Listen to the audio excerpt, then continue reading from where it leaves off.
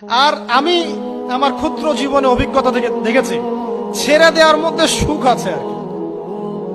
মনে করেন কেউ আপনি গালি দিয়েছে, তো আপনি অনেস্ট, আপনি সৎ এবং আপনি কোনো অন্যায় করেননি, আপনি মাজলুম, তারপরেও আল্লাহর সন্তুষ্টির জন্য ছেড়ে দিলে, আচ্ছা ছাক কিছু দিয়েছে না, ওকে কিছু বললাম না, ছেড়ে দিলাম।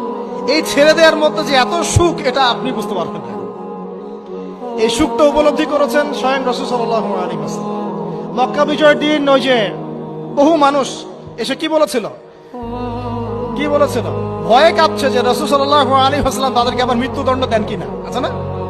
আল্লাহ নবী বললেন যে লা তাসরিবা আলাইকুমুল ইয়াউমা, তোমাদের উপর আজকে আমার কোনো অভিযোগ নাই, ওয়া আনতুমুত তুলাকা, তোমরা মুক্ত, যাও, ছেড়ে দিল। এটা শান্তি।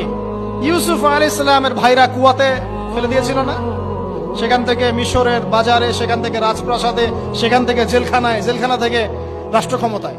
আপনার তাকদিরে যা আছে আপনি পাবেন, না পেয়ে আপনি দুনিয়া থেকে যাবেন না।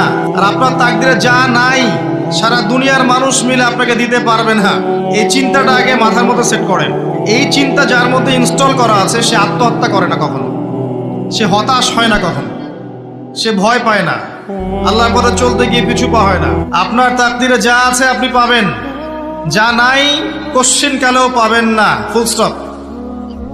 আপনার তাকদিরে যা আছে আপনি পাবেন, না পেয়ে আপনি দুনিয়া থেকে যাবেন না, ফুল স্টপ।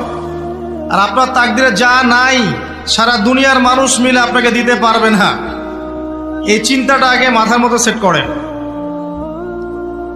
এই চিন্তা যার মধ্যে ইনস্টল করা আছে, সে আত্মহত্যা করে না কখনো, সে হতাশ হয় না কখনো, সে ভয় পায় না, আল্লাহর পথে চলতে গিয়ে পিছু পা হয় না, সে জালেমের সামনে মাথা নত করে না।